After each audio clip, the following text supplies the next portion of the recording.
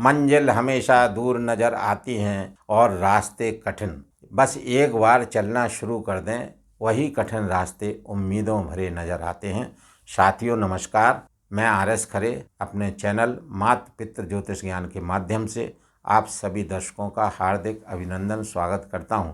इस वीडियो में हम ग्रहों के गोचर के आधार पर चर्चा करेंगे कि कुंभ राशि वाले जातकों का माह नवंबर 2024 उनके स्वास्थ्य के दृष्टिकोण से कैसा रहेगा, आर्थिक पक्ष कैसा रहेगा, भूमि भवन के बारे में समझेंगे, संतान शिक्षा के बारे में जानेंगे, दाम्पत्य जीवन कैसा रहेगा, भाग्य के बारे में समझेंगे, कैरियर कैसा रहेगा, क्या क्या लाभ हानियाँ परेशानियाँ कुंभ राशि वाले जातकों को देखने के लिए मिलेंगी। इन्हीं सब बातों की चर्चा इस वीडियो में करेंगे। यह राशिफल चंद्र राशि पर आधारित है, इसे नाम राशि से भी देखा जा सकता है। माह प्रारंभ से ही कुंडली चार्ट में दिख रहे ग्रहों के गोचरों की स्थिति कुछ इस प्रकार है। कुंभ राशि में ही शनिदेव गोचर कर रहे हैं। कुंभ राशि के द्वितीय भाव में मीन राशि में राहु देव का गोचर हो रहा है। चतुर्थ भाव में वृषभ राशि में देव गुरु बृहस्पति गोचर कर रहे हैं। छठवें भाव में कर्क राशि में मंगल देव का गोचर हो रहा है। अष्टम भाव में कन्या राशि में केतु देव गोचर कर रहे हैं। भाग्य भाव में तुला राशि में सूर्य देव का गोचर हो रहा है। दशम भाव में वृश्चिक राशि में बुध देव शुक्र देव गोचर कर रहे हैं। इन ग्रहों के गोचरीय प्रभाव एवं राशि परिवर्तन से कुंभ राशि वाले जातकों का माह नवंबर 2024 कैसा रहेगा, इस वीडियो में यही समझने का प्रयास करेंगे। अब कुंभ राशि वाले जातकों के स्वामी कौन है? शनिदेव महाराज। और शनिदेव कहाँ बैठे हुए हैं? कुंभ राशि में गोचर कर रहे हैं। यह केंद्र त्रिकोण भाव है और इनको शनिदेव महाराज को 2 राशियां मिली हैं। मकर राशि यानी द्वादश भाव के भी स्वामी शनिदेव महाराज हैं और शनिदेव महाराज केंद्र त्रिकोण भाव में गोचर कर रहे हैं। तो शनि की 7.5 का प्रभाव कुंभ राशि वाले जातकों पर है, लेकिन केंद्र भाव में गोचर होने से, मूल त्रिकोण राशि में गोचर होने से शनिदेव महाराज पंच महापुरुष नामक राजयोगों में से एक राजयोग का निर्माण कर रहे हैं, जिसे शश नामक राजयोग कहते हैं। इस शश नामक राजयोग से क्या होगा? इससे आपका मान बढ़ेगा, सम्मान बढ़ेगा, पद प्रमोशन के लाभ होंगे। यदि आप कोई भी रोजगार कर रहे हैं, व्यापार कर रहे हैं, तो उसमें आपको उन्नति देखने को मिलेगी। चूँकि ये शनिदेव स्थान बली होते हैं, जहाँ बैठते हैं उस भाव के कारकों में स्थायित्व देते हैं, उस भाव के कारकों को मजबूती देते हैं। यह आपकी राशि में बैठे हैं, आपकी लग्न में बैठे हैं, आप पर बैठे हैं, आपके मस्तिष्क में बैठे हैं, तो ये क्या करेंगे? ये मजबूती देंगे। चूँकि गोचर बस 7.5 का प्रभाव है, तो आपको शनिदेव महाराज के उपाय भी करना पड़ेंगे। 15 नवंबर से शनिदेव महाराज मार्गी होने जा रहे हैं, तो आपको और शनिदेव महाराज के बेहद शुभ फलों की प्राप्ति होगी। कुल मिलाकर शनिदेव महाराज का गोचर बेहद शानदार बना हुआ है और कुंभ राशि वाले जातकों के चतुर्थ भाव में देवगुरु बृहस्पति गोचर कर रहे हैं। केंद्र भाव में देवगुरु बृहस्पति का गोचर हो रहा है। सप्तम दृष्टि इनकी कहाँ पर है? आपके कैरियर भाव पर है, कर्म भाव पर है, दशम भाव पर है। तो क्या होगा? आपका कार्य क्षेत्र अच्छा रहेगा, कार्य क्षेत्र मजबूत बनेगा, कार्य क्षेत्र का विस्तार होगा। आप जहाँ भी कार्य कर रहे हैं आपको उन्नति देखने को मिलेगी। यदि आप सरकारी नौकरी पेशा हैं तो आपको सरकारी नौकरी में पद प्रमोशन के लाभ मिलेंगे। वरिष्ठ अधिकारी आपसे प्रसन्न रहेंगे, सहयोगी जनों का आपको साथ मिलेगा, कैरियर आपका चमकेगा।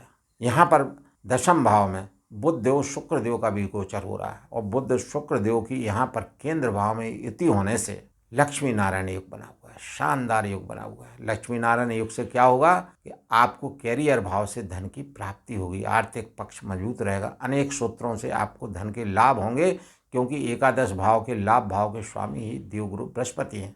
देवगुरु बृहस्पति 2 भावों के स्वामी हैं, लाभ भाव के स्वामी हैं, धन भाव के स्वामी हैं और चतुर्थ भाव में गोचर कर रहे हैं और कर्म भाव पर इनकी सप्तम दृष्टि है। तो कार्य क्षेत्र से आपको धन के लाभ होंगे, तो द्वितीय भाव के स्वामी होने से धन का संचय भी होगा, आर्थिक पक्ष मजबूत रहेगा, कुटुंबजनों से संबंध अच्छे रहेंगे, वाणी अच्छी रहेगी। हालांकि यहाँ पर राहु देव गोचर कर रहे हैं, तो राहु देव बीच बीच में धन को नष्ट करने का भी कार्य करते हैं। तो आपको जो भी धन का निवेश करना है वो बहुत सोच समझ के करना पड़ेगा। राहु देव द्वितीय भाव में बैठे हैं, ये धन का भाव है, वाणी का भाव है। तो यहाँ पर राहु देव आपको धन से भी लाभ करा सकते हैं, धन का नुकसान भी कर सकते हैं, क्योंकि राहु देव क्या है? इल्यूजन है। राहु देव एम्पलीफायर हैं, राहु देव शैडो प्लैनेट्स हैं, धुआं हैं। ये कितना भी छोटा हो सकता है, कितना भी बड़ा हो सकता है, किसी भी आकार में हो सकता है। तो राहु देव के बारे में अभी तक ज्योतिष शास्त्र में पूर्ण रूप से ज्ञात नहीं है कि राहु देव कब क्या कर दें।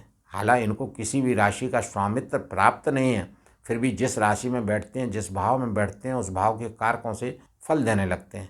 लेकिन फिर भी कोई निश्चित इनके बारे में, राहु देव के बारे में नहीं कहा जा सकता। वैसे तो ये है कि राहु देव जिस भाव में बैठते हैं उस भाव के कारकों से अट्रैक्ट कराते हैं, जातक को अट्रैक्शन देते हैं। यानी द्वितीय भाव में बैठे हैं तो राहु देव क्या करेंगे, द्वितीय भाव धन भाव है, तो राहु देव खुद धन को प्रमोट करेंगे। आपका मन करेगा कि मैं कितना पैसा कमाऊं, ज़्यादा से ज़्यादा पैसा कमाऊं। पैसा आपके पास आता रहेगा, लेकिन पैसे की चाह आपकी खत्म नहीं होगी।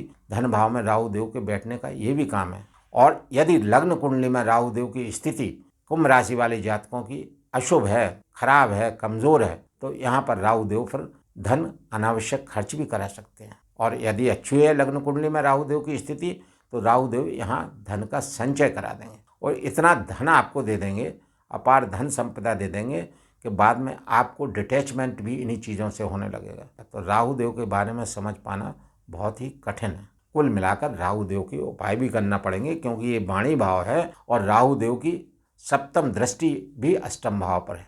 अष्टम भाव दुर्घटना का भी भाव है, तो यहाँ पर राहु देव के आपको निश्चित रूप से उपाय करना पड़ेंगे। वैसे कुंभ राशि के स्वामी शनिदेव हैं और शनिदेव के परम मित्र राहु देव हैं। फिर भी गोचर बस द्वितीय भाव में होने से, इनकी सप्तम दृष्टि अष्टम भाव पर होने से कुंभ राशि वाले जातकों को राहु देव के उपाय करना पड़ेंगे।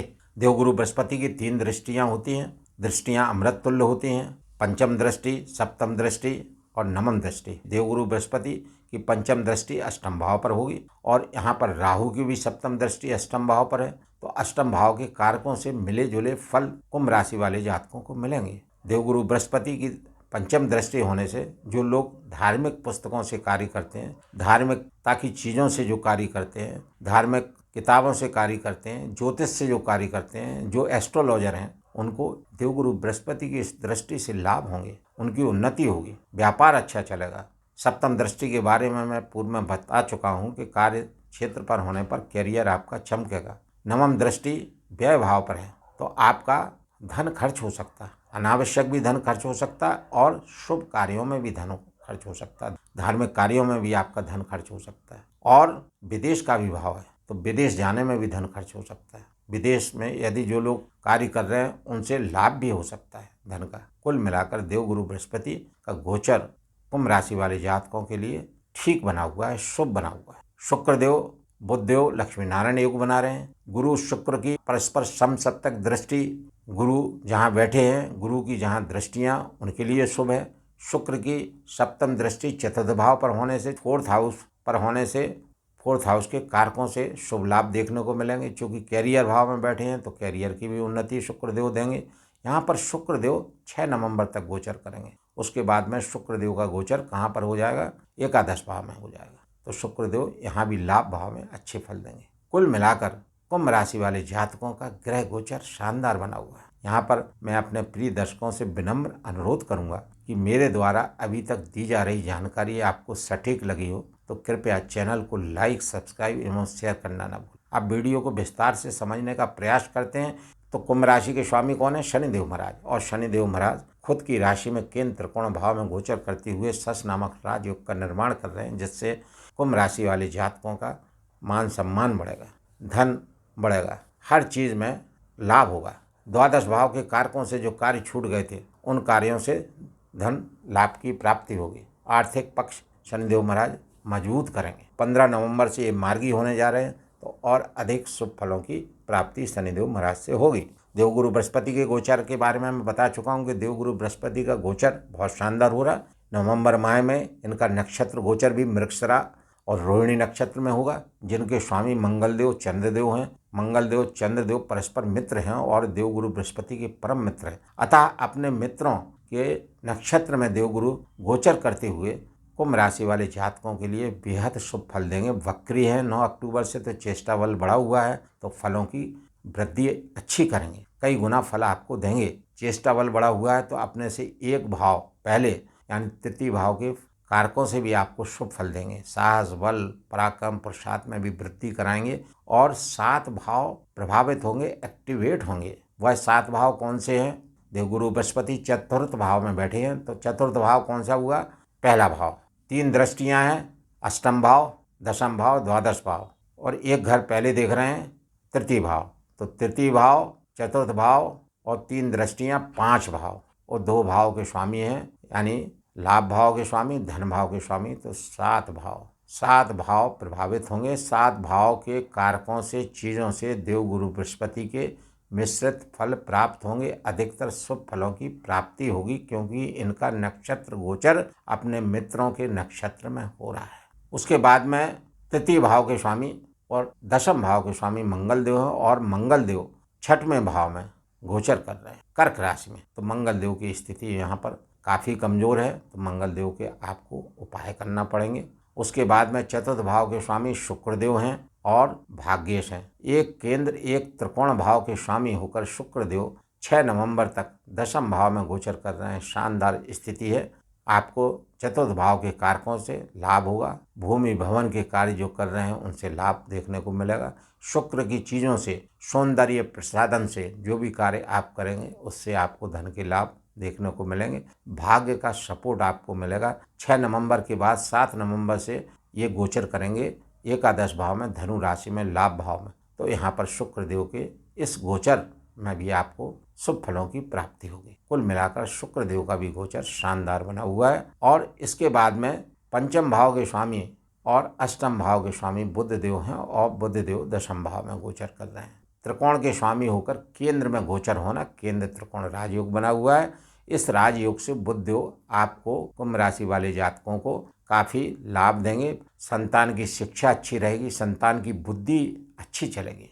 जो लोग व्यापार कर रहे हैं उनका व्यापार भी अच्छा चलेगा। जो लोग लव अफेयर्स में हैं उनके प्रेम संबंध भी मधुर बने रहेंगे। कुल मिलाकर बुध देव का गोचर भी अच्छा बना हुआ है। सूर्यदेव सप्तमेश होकर भाग्य स्थान में गोचर कर रहे हैं और यहाँ पर तुला राशि में नीचस्थ हैं 16 नवंबर तक। तो आपको अपने स्पाउस का स्वास्थ्य का ध्यान रखना पड़ेगा क्योंकि शनिदेव की 7वीं दृष्टि भी आपके स्पाउस पर है और आपके स्पाउस का घर सूर्यदेव का घर है और सूर्यदेव स्वयं 16 नवंबर तक नीचस्थ स्थिति में रहेंगे। तो आपको अपने स्पाउस का ध्यान रखना पड़ेगा। दाम्पत्य जीवन में कोई कलह ना हो, ऐसे सामंजस्य बना के आपको रखना पड़ेगा।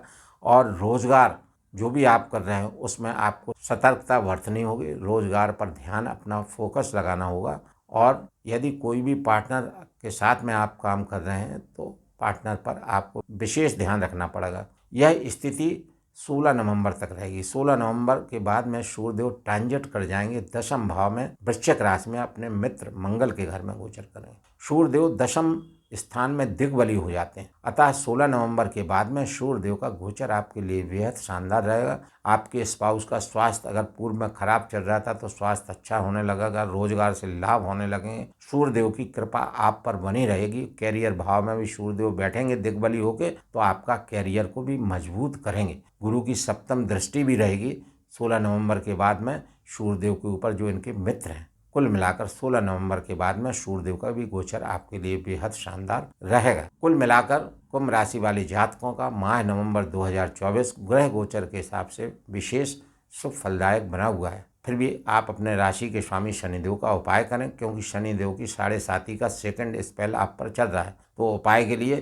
प्रत्येक शनिवार को सूर्यास्त के बाद पीपल के वृक्ष के समीप सरसों के तेल का दीपक जलावें एवं वहां बैठकर शनि चालीसा का पाठ भी कर सकते हैं। राहु देव के लिए प्रातःकाल और सायंकाल शाम सदाशिव मंत्र का जाप 1 माला नित्य करें और सूर्यास्त के बाद किसी भी समय रात्रि में राहु देव का बीज मंत्र ओम राम राहवे नमः का जाप 1 माला नित्य करें। सूर्यदेव के लिए प्रातःकाल सूर्योदय के बाद सूर्यदेव को जल अर्घ्य दें और सूर्यदेव का बीज मंत्र ओम घृणी सूर्याय नमः मंत्र का जाप 1 माला नित्य करें। मंगल चूंकि नीचस्थ हैं 6वें भाव में, तो मंगल देव के लिए श्री हनुमान चालीसा का पाठ करें और श्री हनुमान जी महाराज की पूजा, आराधना, उपासना किसी भी रूप में करें और मंगल देव का बीज मंत्र ओम अंगारकाय नमः मंत्र की 1 माला नित्य जाप करें। बताए गए इन उपायों को यदि कुंभ राशि वाले जातक करते हैं तो कुंभ राशि वाले जातकों का यह माह नवंबर 2024 और अधिक शुभ एवं अनुकूल व्यतीत होगा। मेरे प्रिय दर्शकों, यदि मेरे द्वारा इस वीडियो में दी गई जानकारी आपको अच्छी लगी हो, सटीक लगी हो, तो कृपया आप अपने मातृ पितृ ज्योतिष ज्ञान चैनल को लाइक, सब्सक्राइब एवं शेयर करना ना भूलें। धन्यवाद।